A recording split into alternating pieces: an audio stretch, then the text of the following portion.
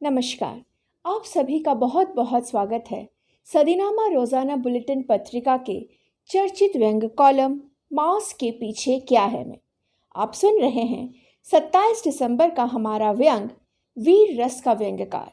इसके व्यंग्यकार हैं हरीश कुमार सिंह जी और प्रस्तुत करने जा रही हूँ मैं आपकी होस्ट सुदेशना सामंत। कई सालों बाद गांव लौट आया हूँ। यहाँ भले कोई परिचित नहीं बचा, पर अपरिचित लोग भी मिलने आ जाते हैं। अपरिचित लोग मीठा बोलते हैं और धीरे धीरे आपकी जड़ें खोदते हैं। परिचय घनिष्ठता में बदल पाए तब तक टांग खिंचाई शुरू हो जाती है। ये 3 लोग जो मेरी तरफ आ रहे थे ब्रांड न्यू थे। पहले मिले होते तो बेशरम होते। इतना तो हर कोई मुझसे एक मुलाकात में सीख लेता है। जयराम जी की भैया, आप यही मिल गए, पहले सज्जन बोले। मुझे लगा मैं उन्हें यहाँ नहीं मिलता तो वही मुझे ढूंढते हुए टोरंटो ही आ जाते। मैंने कहा, हाँ कुछ दिन नहीं हूँ, आप विराजिए। वे सब एक दूसरे को बिठाते हुए बैठ गए। परस्पर समझ हो तो फायदा पूरी टीम को मिलता है। दूसरे सज्जन शुरू हुए। आप विदेश में रहते हैं पर हिंदी बोलते हैं। हाँ, वहाँ जिन्हें हिंदी आती है वे हिंदी बोलते हैं, बाकी अंग्रेजी बोलते हैं। अपने यहाँ जिन्हें हिंदी आती है वे अंग्रेजी बोलते हैं। जिनको अंग्रेजी नहीं आती उनसे तो वे अंग्रेजी में ही बोलते हैं। हमको क्या, हम अपनी कहते हैं, वे अपनी। हम लोगों में सद्भावना इतनी ठूसी हुई है कि सही भावना अंदर ही सुलगती रहती है। हमने सुना है आप कविता करते हैं, तीसरा हाथ जोड़कर बोला। आज तक किसी ने इतने आदर भाव से नहीं पूछा कि मैं कविता लिखता हूँ। इतना आदर पाकर मेरे रोम रोम से कविता बाहर आना चाह रही थी, पर मैं आदमी बना रहा, एकदम कवि नहीं बना। मैंने बड़े ही विनम्रता से कहा, जी मैं व्यंग लिखता हूँ। हमें वीर रस वाला चाहिए, वे बोले। मेरा रचनाकार मन बेताब था रचना पाठ के लिए। बहुत महीने चढ़ गए थे, इसलिए मैंने कह दिया, जी मैं वीर रस का व्यंग्यकार हूँ, कुछ अर्ज करूं? मेरे वचन सुनकर तीनों मेरे पांव छूने लगे। मुझे लगा उन्होंने कई व्यंग्यकार देखे होंगे, पर वीर रस का व्यंग्यकार नहीं देखा होगा। आप कल ही अर्ज करना सबके सामने। आज तो आपने हमारी लाज रख ली, अपने गांव की लाज रख ली।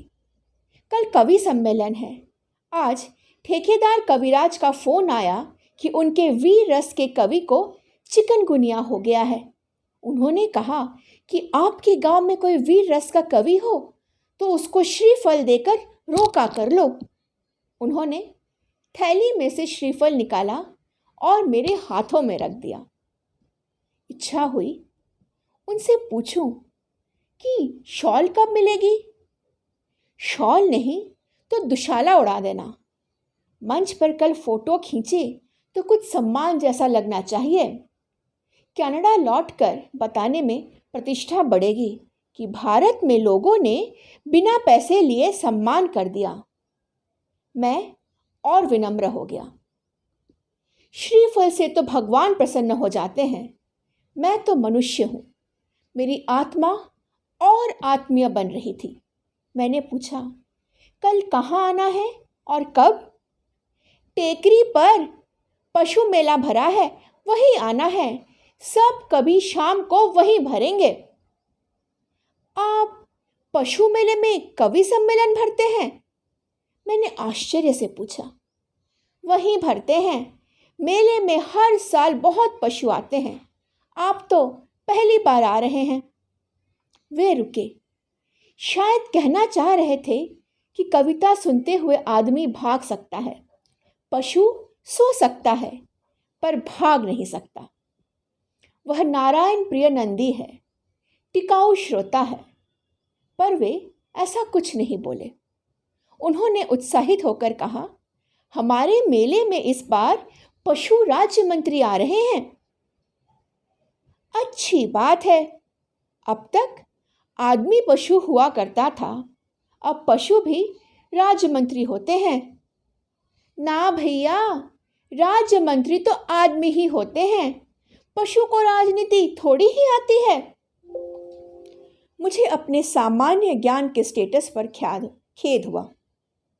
कुछ दिन पहले प्रदेश सरकार से नाराज 5 बाबाओं ने नर्मदा की परिक्रमा शुरू करने की घोषणा की तो सरकार डर गई।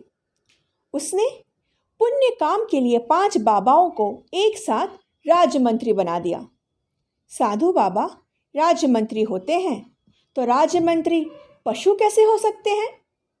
मैंने सुधार करते हुए कहा, अच्छा, तो जो बड़े मंत्री हैं वे पशु हैं। यही समझ लो, वे गुस्सा करते हुए बोले। मैंने उनके भोलेपन पर हंस दिया तो हम सब ठहाके लगाकर हंसने लगे। वे बोले, बड़ी ठिठोली करते हो यार। अब मैं भैया से यार बन गया था। अपने श्रोता बेतकल्लुफ हो जाएं तो सुनने सुनाने में मज़ा आ जाता है। बहुरिया ने भीतर से चाय भिजवा दी। सवेरे से यह मेरी 10वीं चाय थी। अंग्रेज़ों का आभार कि कप में चाय पीना सिखा गए, वरना परदादा लोटे में चाय पीते थे। 10 लोटे चाय भारी पड़ जाती। आप पशु मेले में कवि सम्मेलन क्यों करवाते हैं? कवियों के ये दिन आ गए हैं कि पशुओं को कविता सुनानी पड़ती है। अरे यार, बादशाह तुगलक के ज़माने से पशु मेले में कवि सम्मेलन हो रहे हैं। लोग दिन में पशु देखते हैं और रात को कवि। दिन में मवेशी की खरीदी बिक्री होती है, रात को मनोरंजन होता है। अपने इलाके में मवेशी बचपन से ही कविता का आनंद ले रहे हैं। उनकी परवाह मत करो, आप तो वीर रस का माल तैयार रखो। जो ठीक है, मेले में कौन कौन से पशु आते हैं?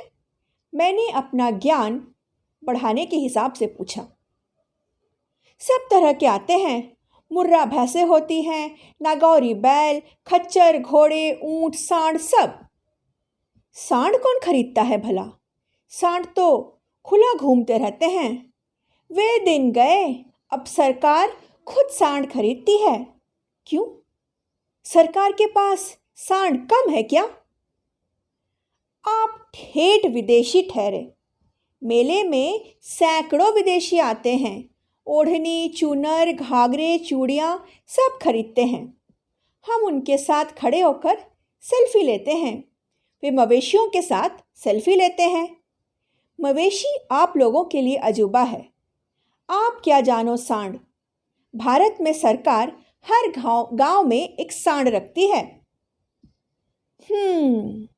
मैं तो समझता था कि हर गांव में एक सरपंच होता है। एलो, सरपंच जी क्या सांड से कम होते हैं? एक निवेदक बोले तो दूसरे ने बात आगे बढ़ाई। क्या लपेट के मारते हो भैया? बस कल वीर रस का कुछ सुना दियो। पक्का। वीर रस की सुनकर पशु तो नहीं फड़केंगे, पर लोग फड़क गए तो? लोग सोम रस पी के ना फड़के तो वीर रस सुन के ना होनो। आप तो बस सुना दीजो, जानवर को समझ में कहाँ आवे है। जो मेले में आदमी को समझ में आता है क्या? मैंने उत्सुकतावश पूछ लिया। इस बार बड़ी जोर का ठहाका लगा। भैया ने खैली निकाल ली और चूना मलने लगे। कहने लगे, तुम परदेसी भले हो गए हो, पर ये मिला के देने की गाँव डेली नहीं छोड़ी। मैं अब वीर रस के व्यंग लिखने में लगा हुआ हूँ। सोच रहा हूँ किससे शुरू करूँ, उत्तरी कोरिया के किम जोन से या चहेते रिटायर्ड ट्रंप से। आप सुन रहे थे हमारे आज का व्यंग। आशा करती हूँ आपको यह व्यंग पसंद आया होगा। अगली बार फिर मिलते हैं एक नए व्यंग के साथ। तब तक हमारे चैनल को लाइक करना और हमारे वीडियोस को अधिक से अधिक शेयर करना ना भूलें। हमारे चैनल के संपादक हैं जितेंद्र जितांशु जी और मैं आपकी होस्ट सुदेशना सामंत। आज के लिए विदा लेती हूँ। आशा करती हूँ आप सभी स्वस्थ रहें, सुरक्षित रहें। धन्यवाद।